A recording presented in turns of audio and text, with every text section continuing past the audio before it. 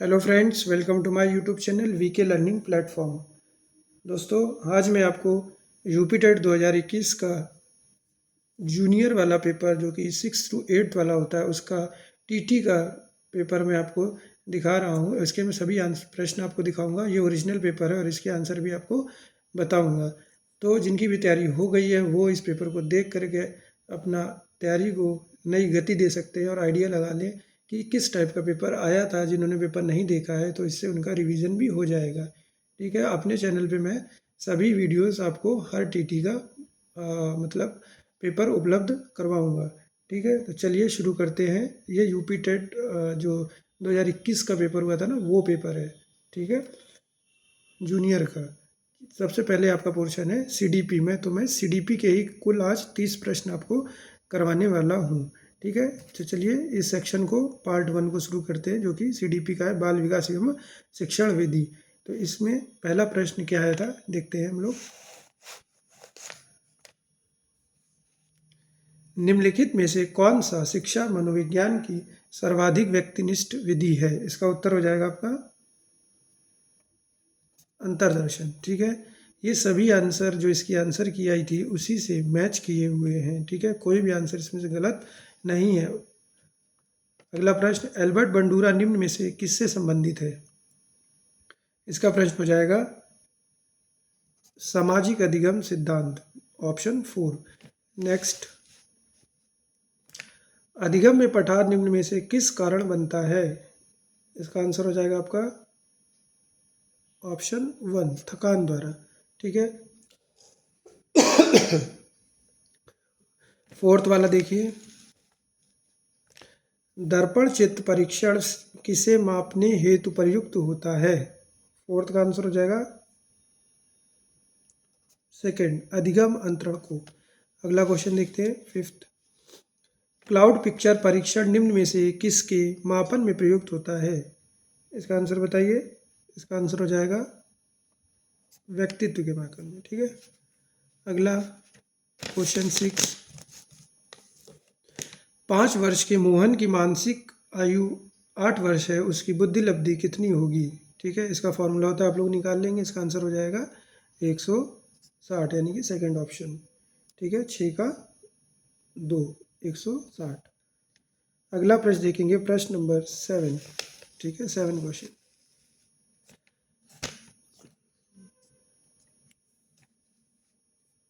इनमें से कौन सा आईक्यू स्तर मंद बुद्धि बालकों का प्रशिक्षण योग्य आईक्यू स्तर कहलाता है? 7 का उत्तर हो जाएगा आपका कितना होता है? 50 से 69 तक। ठीक है, सेकंड। अगला प्रश्न देखेंगे, 8वां,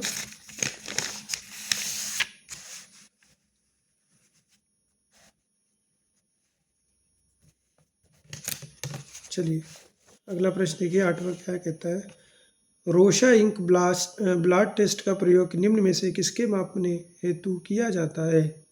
8 का उत्तर हो जाएगा व्यक्तित्व के। ठीक है, फोर्थ। नाइन्थ, इसका आंसर बताइए। यह विस्मृति का कारण नहीं है। नाइन्थ का आंसर हो जाएगा स्मरण करने की इच्छा। 10वें का आंसर बताएंगे। वह विज्ञान जो संख्यात्मक प्रदत्त को एकत्र करने, विभाजित करने, प्रस्तुत करने, तुलना करने और व्याख्या करने की विधि से संबंधित है, वह क्या कहलाता है? 10 का उत्तर बताइए। इसका उत्तर हो जाएगा सांख्यिकी, यानी कि स्टैटिस्टिक। अगला प्रश्न देखेंगे, 111, निम्न में कौन शेष से भिन्न है? इनमें से कौन शेष से भिन्न है बताइए आप लोग। 11वें का उत्तर क्या हो जाएगा? रेवेन का परीक्षण। ठीक है, रेवेन्स टेस्ट जिसको बोलते हैं इंग्लिश में। 12 देखिए, 7, 8, 9, 10, 11, 12 का मध्यांक है। मध्यांक मतलब मीडियन, इसका मीडियन हो जाएगा ऑप्शन 3, 9.5। 13 देखिए, सूझ या अंतर्दृष्टि के सिद्धांत का प्रतिपादन किसने किया था? ये सभी को पता होगा, ये किसने किया था? आंसर हो जाएगा आपका गेस्टाल्टवादी मनोविज्ञानी। ठीक है, साइकोलॉजिस्ट ये थे।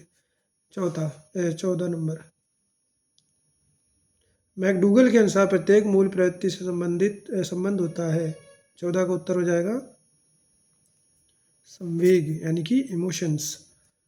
बहुत कंफ्यूजिंग है ये। 15 का देखिए, पूर्व अनुभव के आधार पर संवेदना को अर्थ प्रदान करना क्या कहलाता है? 15 का उत्तर हो जाएगा आपका प्रत्यक्ष ज्ञान यानी कि परसेप्शन। अगला प्रश्न देखेंगे 16 नंबर, पिछड़े बालकों के लिए शैक्षिक लब्धि की अवधारणा किसने दी है? 16 का उत्तर बताइए। इसका उत्तर हो जाएगा सिरिल बर्ड ने। ठीक है। 17, निम्नलिखित में से कौन सा एक उत्तम परीक्षण की विशेषताओं से भिन्न है? इसका उत्तर हो जाएगा आपका अभिक्षमता यानी एप्टीट्यूड। 18 देखिए, निम्नलिखित में से कौन सा बुद्धि का सिद्धांत नहीं है? 18 का उत्तर हो जाएगा आपका कौन सा हो जाएगा? फर्स्ट, प्रत्यागमन का सिद्धांत, थ्योरी ऑफ रिग्रेशन। अगला प्रश्न देखेंगे आप लोग 19 नंबर, निम्नलिखित में से कौन सा अंतःस्रावी ग्रंथि नहीं है? ठीक है, इनमें से कौन सी डक्टाइल ग्लैंड नहीं है? 19 का उत्तर हो जाएगा आपका कौन सा हो जाएगा? प्रश्न थोड़ा सा देख लीजिए, ये है आपका, निम्नलिखित में से कौन सा अंतःस्रावी ग्रंथि नहीं है? इसका उत्तर हो जाएगा आपका पहला यानी कि सलेवरी ग्लैंड, जो कि इंग्लिश हिंदी में बोलते हैं लार ग्रंथि। ठीक है। 20वां देखिए, पियाजे के अनुसार संज्ञानात्मक विकास की द्वितीय अवस्था है। ठीक है, इसका उत्तर बताइए 20 का। इसका उत्तर हो जाएगा पूर्व संक्रियात्मक अवस्था। ठीक है, प्री ऑपरेशनल स्टेज। 21 देखिए, मूल प्रवृत्ति की एक प्रमुख विशेषता है जो पाई जाती है। 21 का उत्तर हो जाएगा आपका सभी प्राणियों में तथा जन्मजात व प्राकृतिक होती है, पहला। ठीक है। 22 का उत्तर देखिए, भारतीय संविधान में 6 से 14 वर्ष के बच्चों के लिए निःशुल्क व अनिवार्य शिक्षा का अधिकार निम्न में से शामिल है। किसमें शामिल है? ये तो बहुत आपको आना ही चाहिए, बहुत इंपॉर्टेंट क्वेश्चन है। ये शामिल है अनुच्छेद 21A में। ठीक है, यानी कि ऑप्शन 3 में। अगला प्रश्न देखेंगे हम लोग 23 नंबर, क्रेशमर ने व्यक्ति को निम्न में से किसे प्रमुख प्रकारों में वर्गीकृत किया है? 23 का उत्तर बताइए। 23 का उत्तर हो जाएगा आपका इनमें से सभी। 24, टीटी का उद्देश्य निम्न में किसका मापन है? 24 का उत्तर हो जाएगा आपका बताइए अभिक्षमता। अगला प्रश्न 25 का उत्तर देखिए, संघनन का सिद्धांत निम्न में से किसकी व्याख्या करता है? 25 का उत्तर है आपका स्मृति। ठीक है, मेमोरी। 26, निम्न में से शारीरिक विकास को प्रभावित करने वाला कारक क्या है? 26 का उत्तर है आपका इनमें से सभी। ठीक है।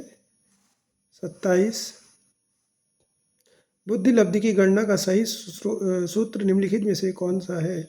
इसका उत्तर है आपका चौथा, मानसिक आयु बटे वास्तविक आयु इंटू 100, यानी कि mental age upon chronicle age into 100।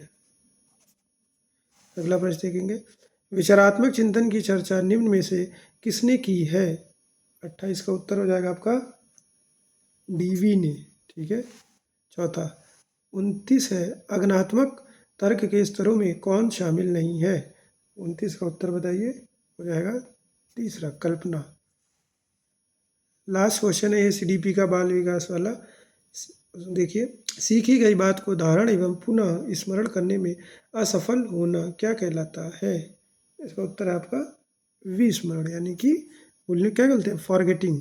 ठीक है। तो फ्रेंड्स, ये आपको मैंने CDP का पोर्शन करवा दिया है। अगर वीडियो पसंद आई हो तो वीडियो को लाइक करें, शेयर करें और चैनल को सब्सक्राइब कर लें। मैं सभी यूपी टेट जो प्राइमरी है, जूनियर है, उनके पेपर आपको अपने चैनल पे प्रोवाइड करा दूंगा। तो वीडियो को पेपर को आप लोग अच्छे से देख लीजिए, ताकि आपका जो जुलाई में पेपर होना है उसके लिए आपको काफ़ी इससे हेल्प मिलेगी। चैनल को सब्सक्राइब करना ना भूलें, ताकि आपको इसी तरीके की वीडियो आसानी से प्राप्त होती रहेंगी। धन्यवाद।